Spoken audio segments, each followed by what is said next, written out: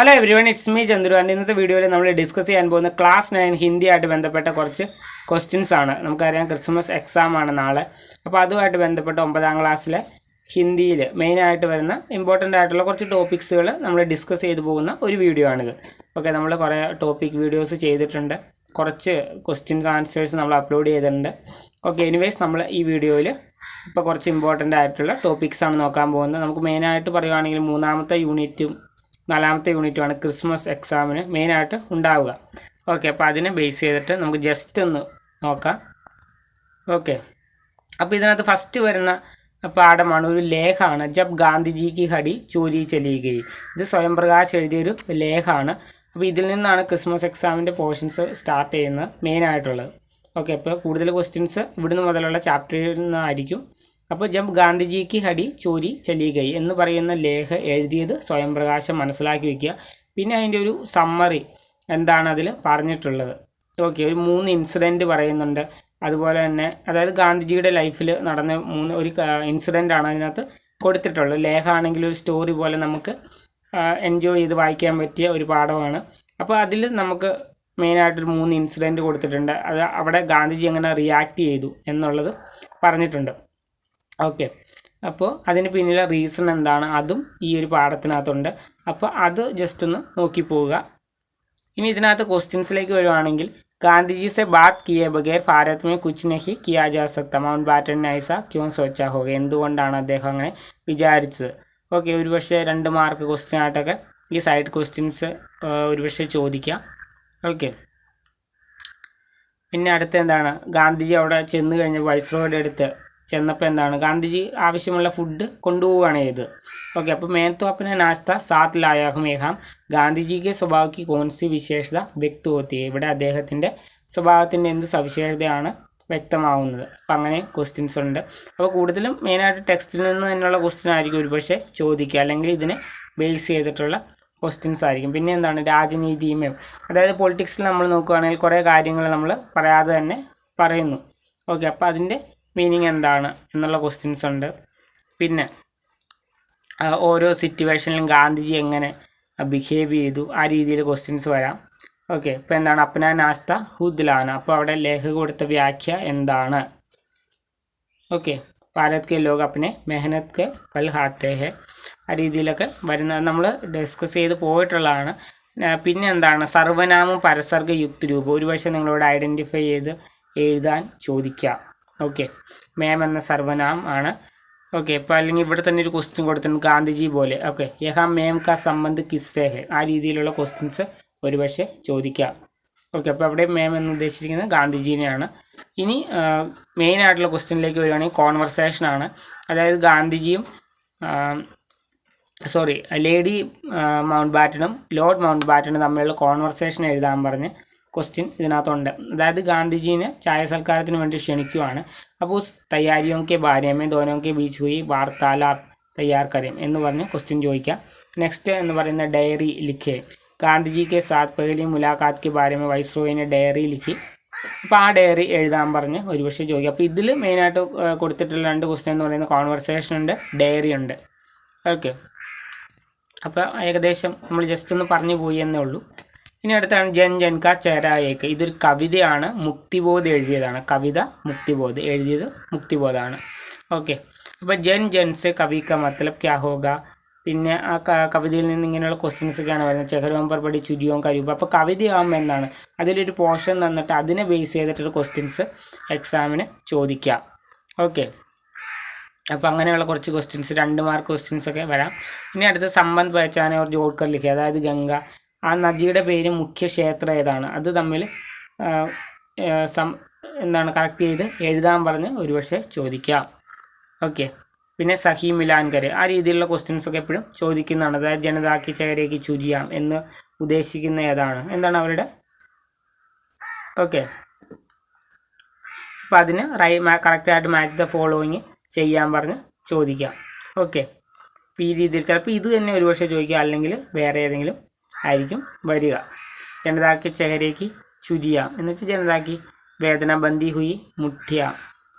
Okay, ജൽത്താ ഹുവ സിത്താര എന്താണ്, പ്രതീക്ഷയാണ്.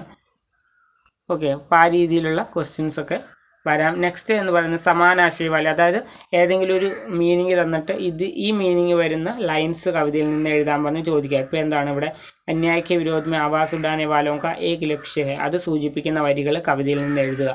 ആ രീതിയിലുള്ള ക്വസ്റ്റ്യൻസുകൾ ചോദിക്കാം. നെക്സ്റ്റ് എന്ന് പറയുന്നത് ഓക്കെ, ഇതുപോലൊരു ഫ്ലോ ചാർട്ട് ഉണ്ട്, ഇത് അറിയില്ല, ചിലപ്പോൾ വരാം.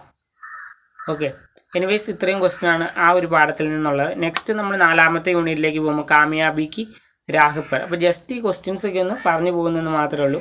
അപ്പോൾ അടുത്ത എന്ന് പറയുന്നത് ഫുട്ബോൾ കെ ദിൽ കാ രാജ, സോപാൻ ജോഷി എഴുതിയ ഒരു ലേഖമാണ്.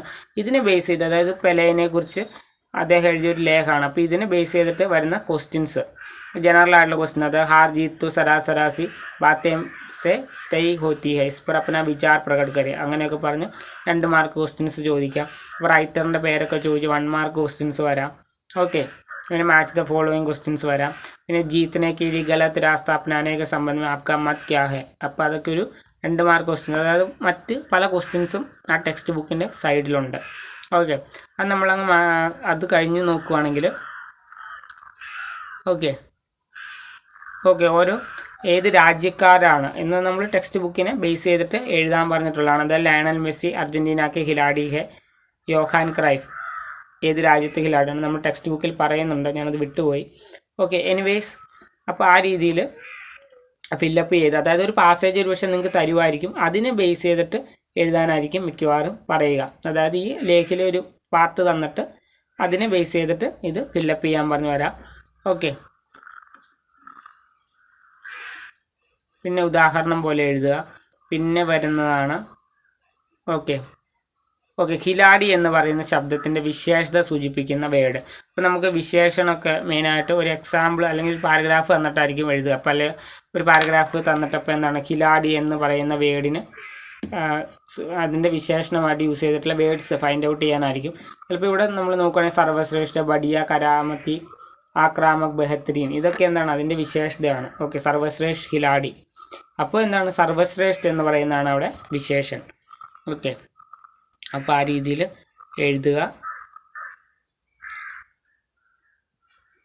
ഓക്കെ, പിന്നെ എന്താണ് അതായത് പെലെയുടെ ജീവനെക്കുറിച്ച് ഇതുപോലെ ഫില്ലപ്പ് ചെയ്യാൻ പറഞ്ഞത് പൂരാനാം ജന്മ എന്ന് പറഞ്ഞിട്ട് അദ്ദേഹത്തിനെ കുറിച്ച് എഴുതാൻ പറഞ്ഞ് ഒരുപക്ഷെ വരാം. ഓക്കെ, അതായത് വർക്ക് ഷീറ്റായിട്ട് വേണമെങ്കിൽ നിങ്ങൾക്ക് തരാം. അപ്പോൾ അതൊക്കെ ഒന്ന് മനസ്സിലാക്കി വയ്ക്കുക.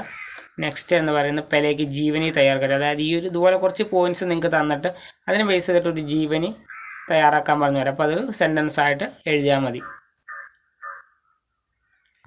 അപ്പോൾ നമ്മൾ അടുത്ത ചാപ്റ്ററിലേക്ക് നമ്മൾ പോവുകയാണ്. അടുത്ത ഹർ പേടോർ താരേക്ക് യാദവ് ലോകകഥയാണ്, മംഗളേഷ് ഡബ്രാൾ എഴുതിയതാണ്. അപ്പോൾ യുദ്ധ के कारण होने वाले विनाश को सूचित करने वाला एक लोककथा है, एक सरल लोककथा भी है ये. ഓക്കെ, അപ്പോൾ വളരെ സിമ്പിളായിട്ടുള്ളൊരു ലോകകഥയാണ്. മംഗളേഷ് ഡബ്രാളാണ് എഴുതിയത്. നമ്മളതിൻ്റെ ഇതൊക്കെ ഡിസ്കസ് ചെയ്തതാണ്. അപ്പോൾ ഞാൻ ജസ്റ്റ് ആ ക്വസ്റ്റ്യൻസ് മാത്രമാണ് ഇതിൽ നോക്കുന്നത്. അതായത് യുദ്ധക്കെ ശിഖർ, അതായത് യുദ്ധം കാരണം ആളുകൾക്ക് എന്തൊക്കെ ബുദ്ധിമുട്ടുകൾ നേരിടേണ്ടി വരുന്നു. അപ്പോൾ ആ ഒരു ഫസ്റ്റ് പാസേജ് നിങ്ങൾക്ക് ഒരു പക്ഷേ തന്നിട്ട് ചോദിക്കാം സബ് ക്വസ്റ്റ്യൻ ആയിട്ട്, യുദ്ധം കാരണം എന്തൊക്കെ പ്രശ്നങ്ങൾ നേരിടേണ്ടി വരും. അപ്പോൾ അതിൽ നിന്ന്, അതായത് ഈ പാസേജ് നിങ്ങൾക്ക് ഉണ്ടെങ്കിൽ, അതായത് ഇപ്പം സ്ക്രീനിലുള്ള ഈ പാസേജ് ഉണ്ടെങ്കിൽ അത് വെച്ചിട്ട് തന്നെ നിങ്ങൾക്ക് അതിന് ആൻസർ എഴുതാൻ പറ്റും. ഓക്കെ, പിന്നെ ബച്ചോം കാ മനോഭാവ്, ബച്ചേ ക്യോ പരേശാൻ, അങ്ങനെയുള്ള ക്വസ്റ്റ്യൻസുകൾ സൈഡ് ക്വസ്റ്റ്യൻസ് ഉണ്ട് ഈ ചാപ്റ്ററിൽ. ഓക്കെ, അപ്പോൾ അതായത് ഈ ഒരു അതായത് ഒരു പാർട്ട് തന്നിട്ട് അതിൻ്റെ ഒരു സൈഡ് ക്വസ്റ്റ്യനായിട്ട് നിങ്ങൾക്ക് മീൻസ് ക്വസ്റ്റ്യൻ വരാം. ഓക്കെ, ഇപ്പം നമ്മൾ സ്കിപ്പ് ചെയ്തങ്ങ് പോവുകയാണ്. ഓക്കെ, നെക്സ്റ്റ് ആണ്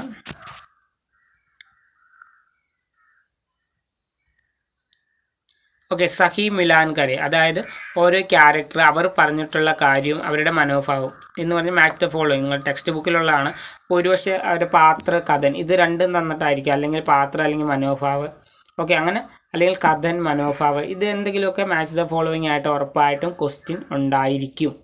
ഓക്കെ, അപ്പോൾ അതൊക്കെ ഒന്ന് നോക്കി വയ്ക്കുക. പിന്നെ ചരിത്രപര ടിപ്പണി ലിഖെ, ഓക്കെ, അത് വരാം. കാരണം ഈ സ്റ്റോറിയിലെ മെയിനായിട്ടൊരു ആൺകുട്ടി ഒരു പെൺകുട്ടി സഹോദരന്മാരാണ്, അവരാണ് ഉള്ളത് മെയിൻ ക്യാരക്ടേഴ്സായിട്ട്. അവരുടെ എന്താണ് ചരിത്ര पर टिप्पणी लिखे എന്ന് പറഞ്ഞു വരാം. അപ്പോൾ ഇവിടെ കൊടുത്തിരിക്കുന്ന ഫായിക്ക് ചരിത്ര पर टिप्पणी लिखे. ഓക്കെ, പിന്നെ കോൺവെർസേഷൻ ഒരു പക്ഷേ വരാം ഇതിനെ ബേസ് ചെയ്തിട്ട്.